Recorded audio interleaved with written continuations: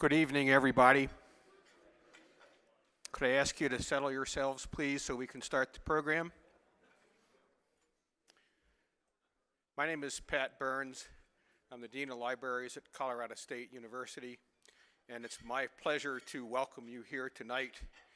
We feel it's an extraordinary privilege to have you here for this really wonderful event, and thank you for your support. Our Water Resources Archive is our archive, all of ours, yours primarily. It's not just CSU's, and it's great because of you, because of your support, the support of the Water Congress, and because we have one of the best water archivists in the world. So again, I'm just here to briefly welcome you and introduce our MC for the evening, Ruth Alexander. So thank you. Ruth, over to you. Oh, that's a very glaring light. You can see me far better than I can see you at the moment. Can you hear me properly? Okay, great. Well, it's really a delight to see so many people here this evening. I thank you for all of the support that you've given to the Water Resources Archive. And I want tonight to thank various people and organizations who've been especially important in sponsoring this event and in supporting the archives, and then I'm going to introduce our speaker, our keynote speaker for the evening. So my name is Ruth Alexander. I'm a professor of history at CSU. I teach environmental history and American history more broadly speaking.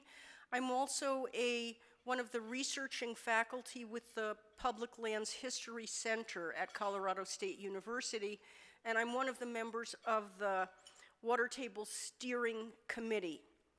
And I've been working on that committee for a few years now. And I'd like to begin by naming and thanking the other members of the Water Tables Steering Committee for all of their hard work in putting together this event. And those people include Mike Applegate, Dan Brown, Mary Lou Smith, Faith Sternlieb, David Stewart, Curran Trick, Robert Ward, and Reagan Wascom. So I'd like to thank all of those individuals.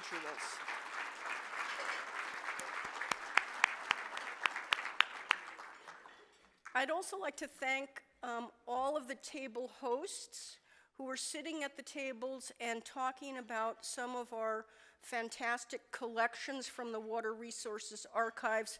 And I also recognize that people are working at a slight disadvantage because we had a mix-up in the centerpieces for the table, so you're having to talk about collections when you don't have a little visual reference point. But I know people's collections are really fascinating, and I hope all of you are having a great time talking about these different collections. I'd like as well to thank the sponsors for this event. You can see their logos on the posters on either side of the stage, in your programs, and on both of the screens. And I want especially to mention our platinum sponsor, the Colorado Water Conservation Board, and we thank you very much for your ongoing and extremely generous support of Water Tables. And will those who are in attendance from the Colorado Water Conservation Board please stand, and that way we can recognize you and thank you for your support.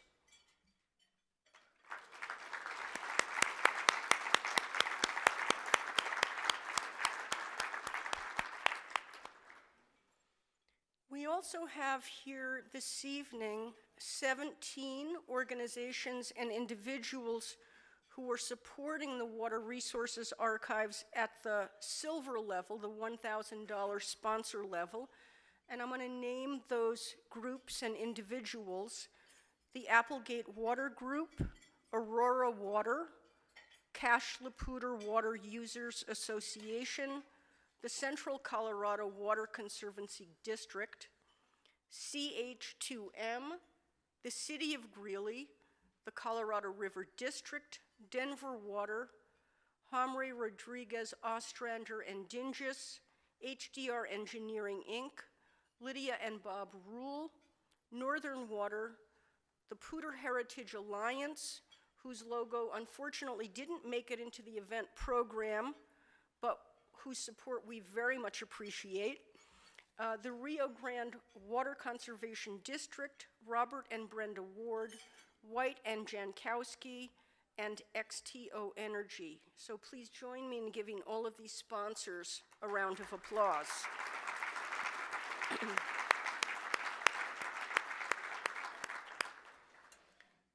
One of the things that has been possible for us to do with this generous sponsorship is to invite 20 graduate students to this evening's event from universities throughout the region. And the schools from which these students come are Colorado State, the University of Wyoming, the University of Denver, the University of Colorado at Boulder, and Metro State University of Denver. And I'd like to invite all of the students who are here with sponsorship to please stand so we can recognize you.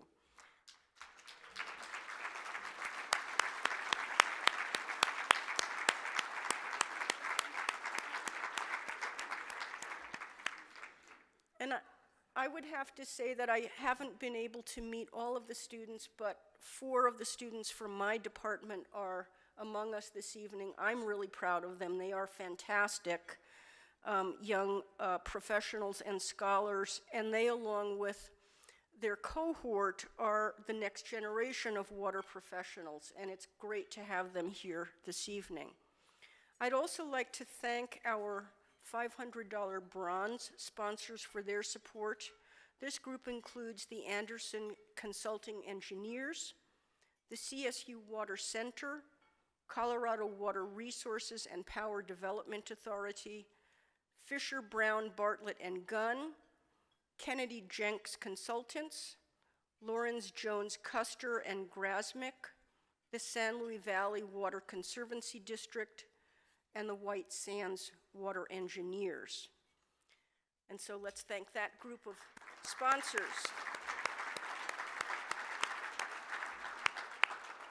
And then I want to give special thanks to Doug Kemper and Meg Meyer with the Colorado Water Congress for their collaboration in hosting this event again this year. We have found that it's really wonderful to be working with the Colorado Water Congress to put on this event. We also want to thank the Hyatt Regency Denver Tech Center, Odell Brewing Company for tonight's beer, 10 Bears Winery for the wine. Both of these are Fort Collins companies, and we're delighted to have their support and their products. And please, you may continue to visit the bar to sample these products. I want to speak now briefly about the Water Resources Archive. The Water Resources Archive has been around since 2001. It's a really important and very unique archive in being a repository of very valuable collections related to the history of water in the West.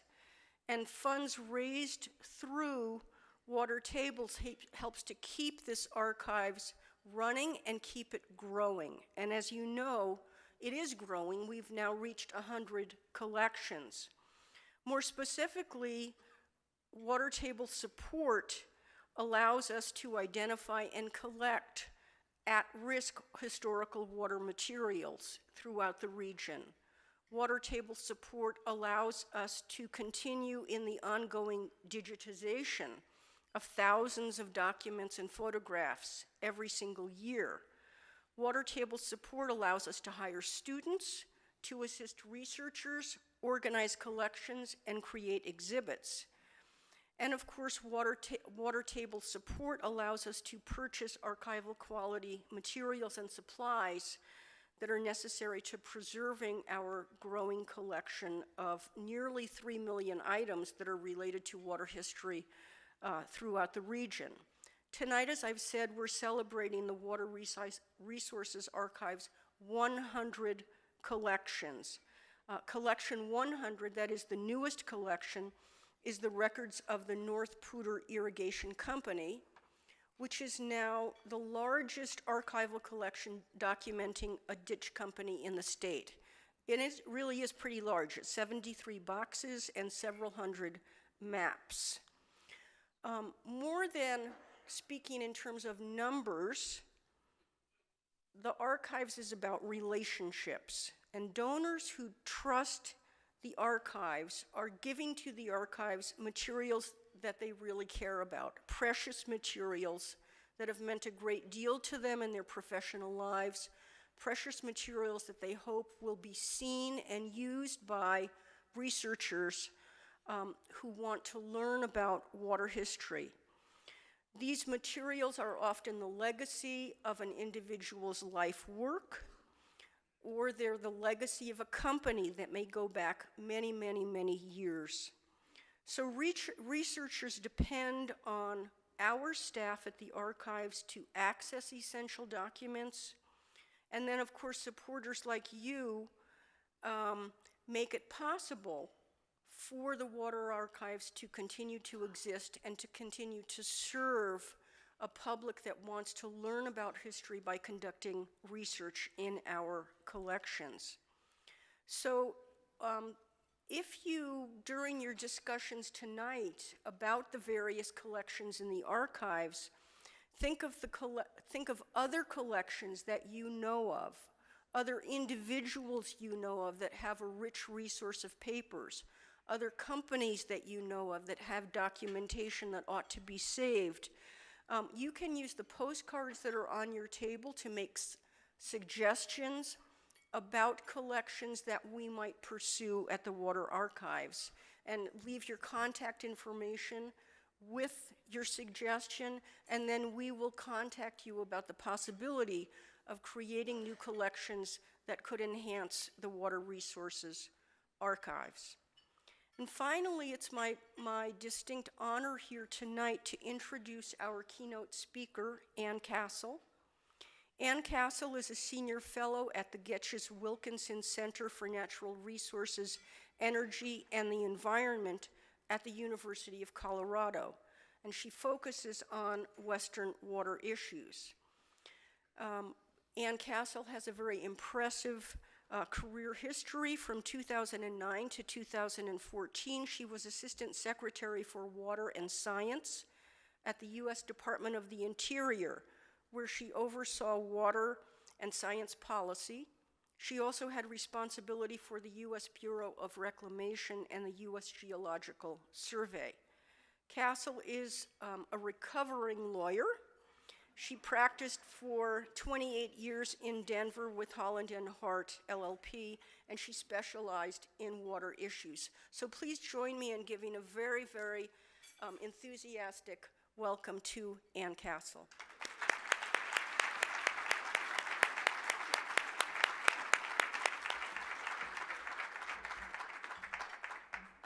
Ooh, that is very bright, isn't it? Well, good evening, everybody. Thank you, Ruth, for the nice introduction. And it's great to be here and see so many old friends. So thank you for inviting me. I want to add my thanks to Ruth and David Ramsey, Patty Rettig, the whole staff of the Water Resources Archive for being incredible stewards of this resource that documents these things that we all hold dear, that's really an incredible resource for our state. These collections have been used in books, in movies, the photos have been used, the documents have been researched. It really is part of our heritage. And I was looking through online these different collections. You know, this the 100th collection is really quite a milestone. But there are personal papers in these collections from Delph Carpenter, from W.D. Farr, from Ralph Parshall, the inventor of the Parshall flume, who lived to be 104 and probably collected a lot of stuff that has now gone into the Water Resource Archive. They're really invaluable, and this information can't be obtained anywhere else. So I'd like you to join me in thanking again the CSU, the Colorado Water Institute, for having the foresight and devoting time and resources into keeping this collection that preserves our heritage.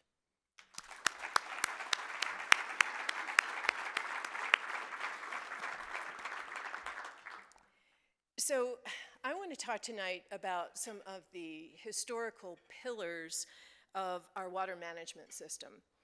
Things that have served us incredibly well in the past, but things that are looking a little frail right now. I'm not talking about the prior appropriation legal system, but some of the ideas and the concepts around it. And I'm calling these concepts our water security blankets because they've given us a lot of protection. We've relied on that protection for years, but some of those blankets are getting a little worn, a little frayed around the edges, and they may not be able to give us the same degree of comfort in the future that they have in the past. So the first example I'll give of a worn out water security blanket is one that we're all familiar with. It's looking at the past to predict the future, relying on the historical record. The fancy word for it is stationarity, and probably everybody in this room has used that concept when we wanted to figure out how much water a water right was going to produce. We went to the historical record. We went back 30 years or 50 years or 80 years or whatever we had, and we figured out how much water was available in the past. And we thought that that was a pretty good predictor of how much water it would produce in the future. But of course, we're finding now that the historical record, it doesn't give us as much certainty, isn't as good a predictor as we once thought it was. And it's like they say in the financial disclosures that you get with your 401k or your kid's college fund, past performance is not a guarantee of future results. So we've all seen that. And it's probably nowhere more apparent than in the Colorado River Basin, because the past 15 years in the Colorado River Basin couldn't have been predicted by the past, because they're the worst 15 years on record. And our records go back to the early 1900s. And even if you look at the paleo record, the record of flows that's been reconstructed from tree ring studies that can take us back 1,100 years, even if you look at that record, these past 15 years are less than the 1 percentile of 15-year periods in that millennium of Colorado River flows. In addition to less precipitation, we're seeing even bigger decreases in runoff. So the same amount of snow doesn't produce as much water in the streams as it did before. And the predictions about runoff for the future in the Colorado River Basin are what's really scary. These are based on global circulation models, and so they have a lot of uncertainty associated with them. But the ranges that we're seeing now for predictions of future runoff in the Colorado River Basin, the range is from like 15 to over 50% decrease in runoff in the next 50 to 80 years. 50% decrease. So by the year 2100, we might have only half of the water in the whole river system that we have today. Climate change is wreaking havoc with our ability to predict future water supplies, and it's not just in the Colorado, it's all over the state. We're seeing runoff come earlier, we're seeing precipitation more in the form of rain than in snow. It screws with our water court decrees because we've got storage decrees that start on a certain date, but the runoff is coming earlier than that date. So looking to the past, that stationarity concept doesn't provide the same security blanket that it used to. Second security blanket that I'll point to is the concept that we've got lots more room in our Colorado River entitlement that we can develop. So our water use on the West Slope can grow, can support a growing population. That's been the conventional wisdom in the state of Colorado for many years. So just a little review, lots of you know this, but to put it in context for everybody, the drafters of the Colorado River Compact get together in 1922. They divvy up the river 50-50 between the upper and the lower basin, but the upper basin bears the risk of shortage. So if there's less than the full amount in the river, the upper basin takes less. Then we enter into a treaty with Mexico, giving them an additional allocation, and the upper and the lower basin agree to share that equally. In the upper basin, the 4 states, Colorado, Wyoming, Utah, New Mexico, we divvy up our share by percentages. And Colorado gets a little less than 52% of whatever the total upper basin share is. So if there is 7.5 million acre feet for the upper basin, and that's what the drafters of the compact assumed, then Colorado gets almost 52% of that, and that's 3.9 million acre feet. Well, the most recent estimates that we have of use of Colorado River water in the state of Colorado is about 2.3 million acre feet. 2.3 of use, 3.9 of allocation, lots of room, right? Well, maybe not. So the problem again is the hydrology. And we all know that the drafters of the compact almost certainly assumed that there was a lot more water in the river than we've actually seen. And the absolute best proof of that is the last 15 years, the worst 15 years on record. And because the upper basin bears the risk of shortage, then that hydrology is particularly problematic for us.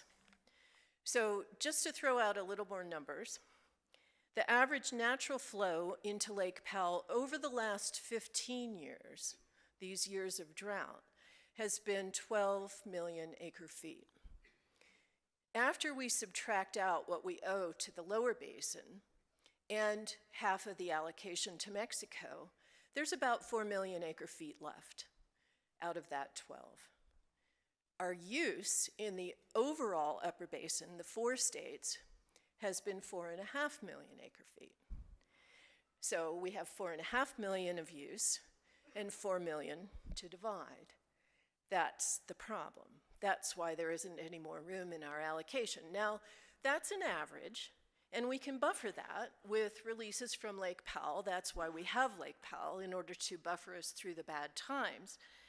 But we're actually using more than we've got if the past 15 years are a predictor of the future. So we have to ask ourselves, what happens if Lake Powell's elevation continues to decline, as it has been, and we're not able to deliver that amount that we owe the lower basin in Mexico from Lake Powell anymore? Well, that's called a compact deficit.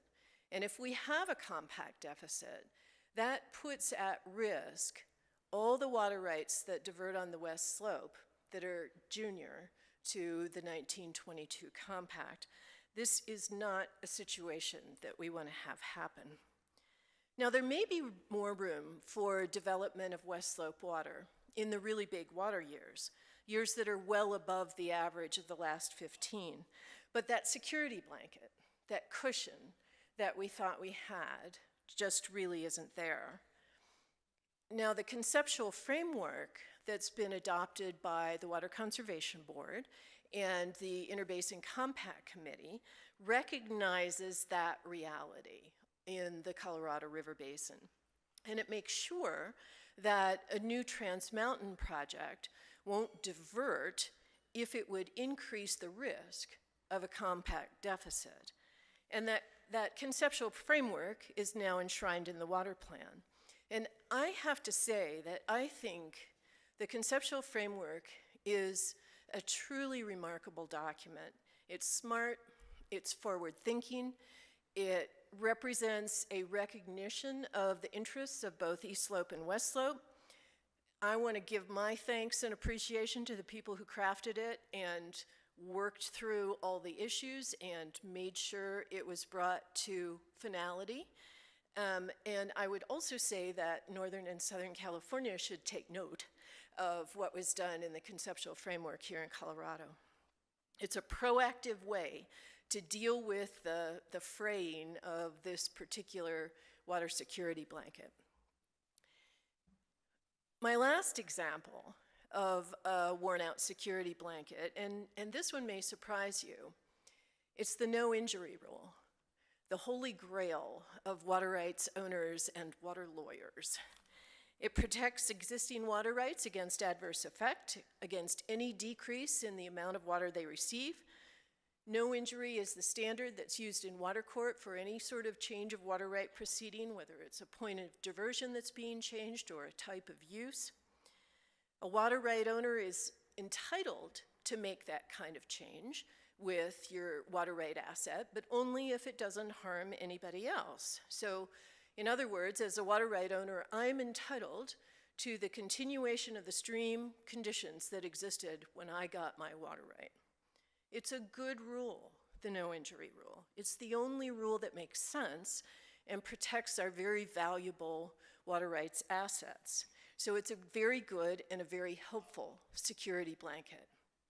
But the problem, the reason I would say that this blanket is looking a little frayed, is the way this rule has been interpreted. And that interpretation of the no injury rule plays out in the water court system. And the difficulty is that our process for examining no injury in the water court system is very time consuming and very, very expensive.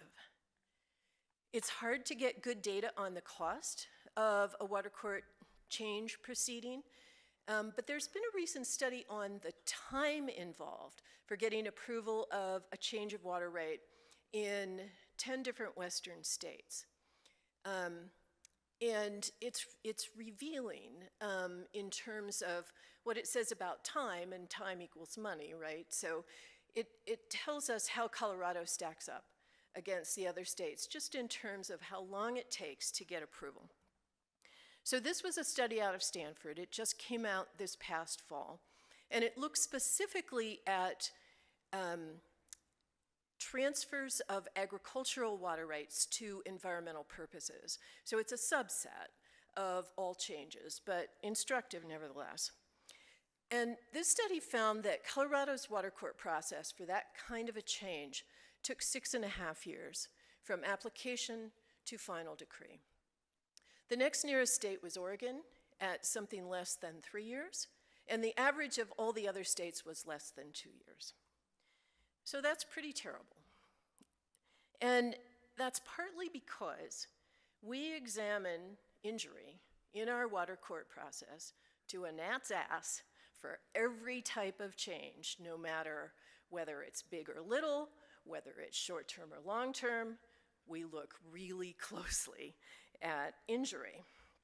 My personal bugaboo is that we're examining injury measured in teacups when the uncertainty in the models and the methodologies that we're using is 5 to 10% and even greater.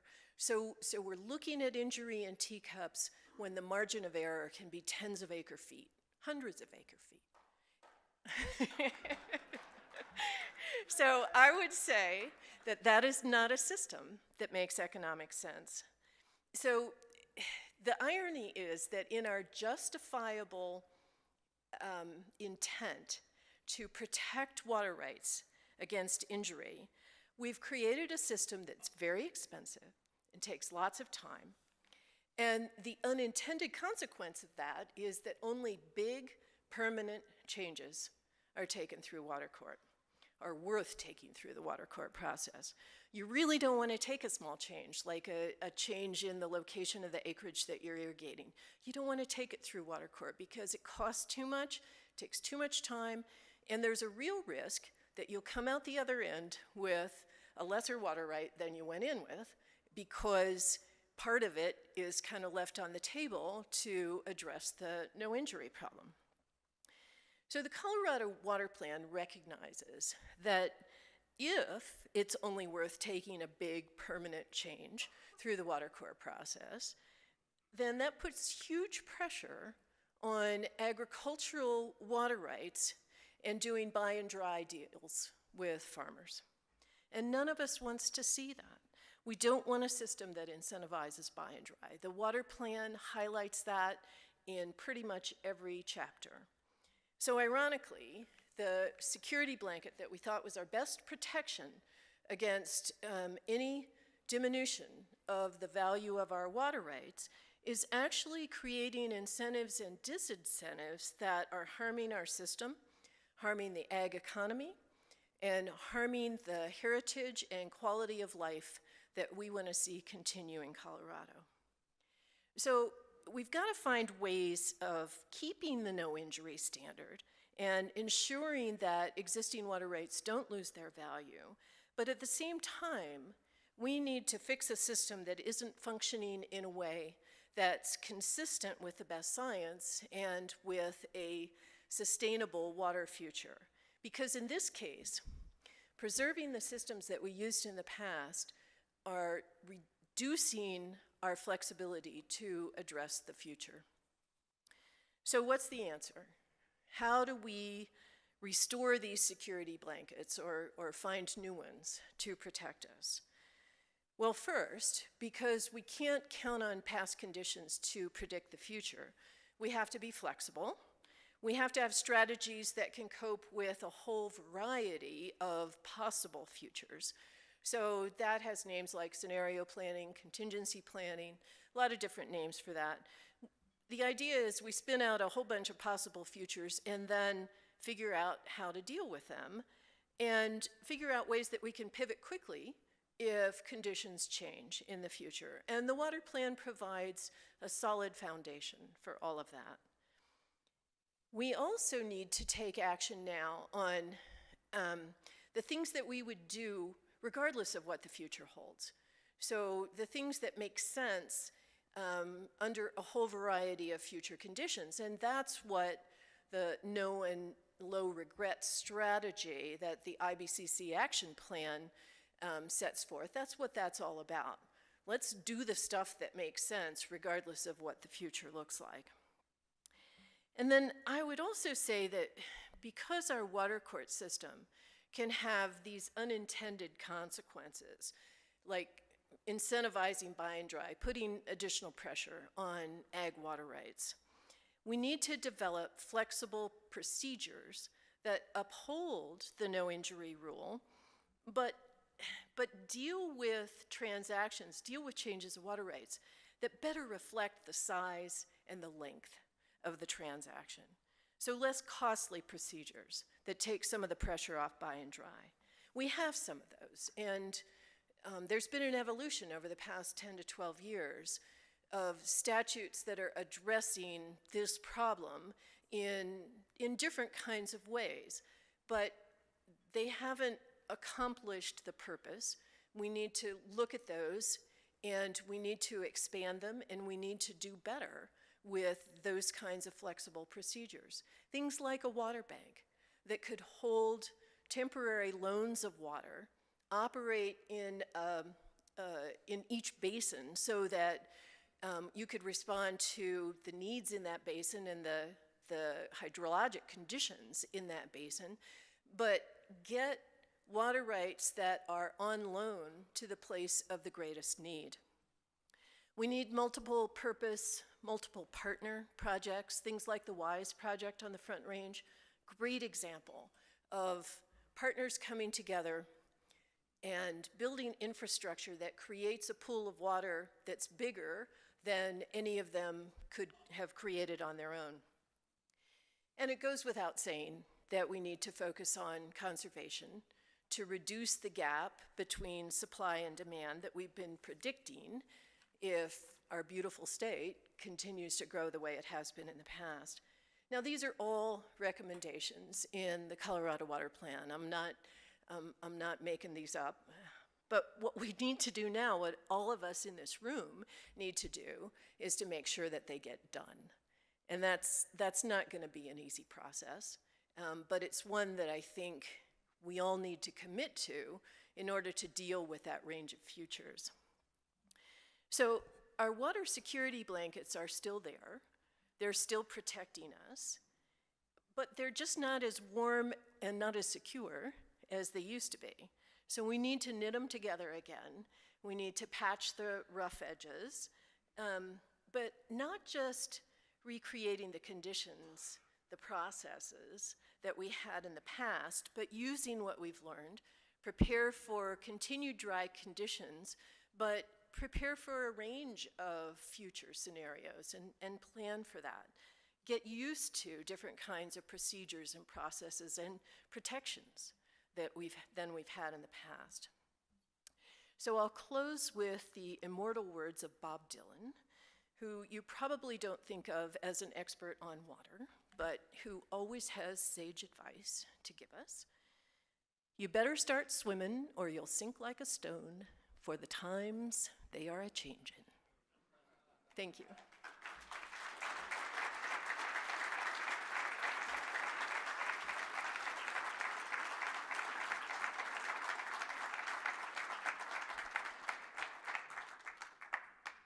So I think we have a little time, and we could do questions, comments, we can have a exchange in the audience.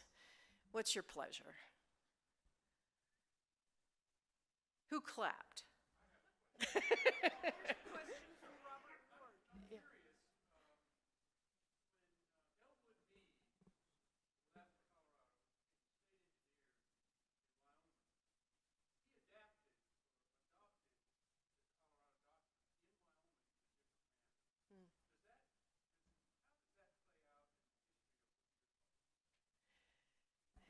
Well, I'm not sure I know enough of the context to fully answer that question, but just some observations. So we're the only state with a water court system. And our water court system is universally praised for its fairness, fairness of outcome, expertise of the water judges and the people who are sort of orchestrating the process, but it is roundly criticized for its time and expense. And so we cherish our ability to go into water court and have our views heard, but it costs us a lot. And the system that was adopted in Wyoming and has ultimately been adopted by all of the other states is an administrative one where there's more power concentrated in some sort of an executive branch agency. That scares us to death, right? Because it just feels like we don't want to give Dick Wolf all that power. But there are trade-offs there. And I personally think that we need to be realistic about the decrease in value of all of our water rights that is being caused by this very expensive system. And because of that, come up with more flexible procedures that are going to give Dick more power and people like him who know a lot about water and are going to be fair. But that's going to be a big leap for us. And But what we have to consider on the other side is that our transaction costs are just way too high. And it decreases the value of our natural resource water rights assets for everybody in the state.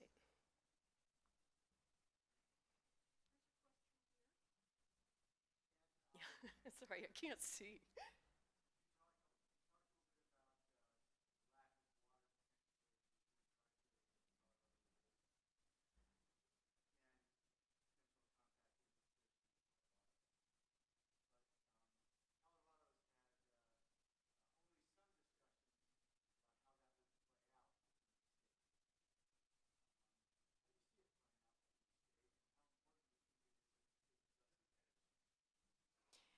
Did everybody hear the question? Okay. Yeah. So the question is about a potential compact call, a compact deficit situation in the Colorado River system, and the fact that we haven't fully figured out within the state of Colorado how we would respond in that kind of situation. And the question is, what do I think about what our options might be, and should we be addressing that now? I think that we need, and there are discussions going on, I know, about how would we respond to a compact call. not just in the state of Colorado, but in all of the upper basin states. And I think we have to have that conversation because it is not out of the realm of possibility. The same type of conversation has to go on in the lower basin, and that's really important because the lower basin has even more of what they call a structural deficit than we do in the upper basin, meaning that they're using more water than gets delivered to them every year, so that's why Lake Mead keeps going down. I don't think it's as simple, our response to a compact call, as shutting off water rights in order of priority. That would sort of be the Colorado doctrine way of doing it, but that's going to wreak havoc with the whole state. And so I think we probably need to come up with a more nuanced approach than that. But the main thing I think we need to do is everything we can to avoid a compact deficit. And the state of Colorado is working on that in conjunction with the Upper Colorado River Commission, all 4 upper basin states, to figure out how to voluntarily reduce diversions so that there's more water in the system and we can avoid a compact call. One of the things that we really want to make sure doesn't happen is that Lake Powell not go below the power pool so that it's not able to generate hydropower anymore. Hydropower generation at Lake Powell produces about $160 million a year in revenue.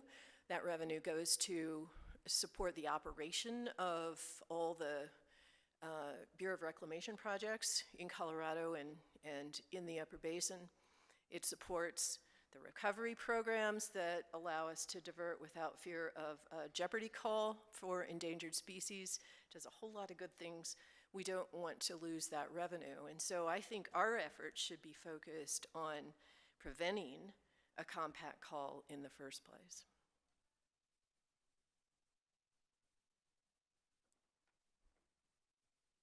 Anybody else?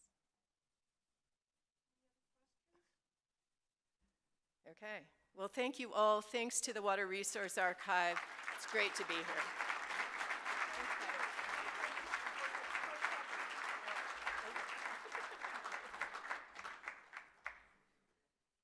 Well, that was a wonderful talk. And, you know, when Ann first started speaking, I was a little bit alarmed because she was saying history may not be as useful as we think it should be. And I'm a historian. I've been doing this for a long, long time.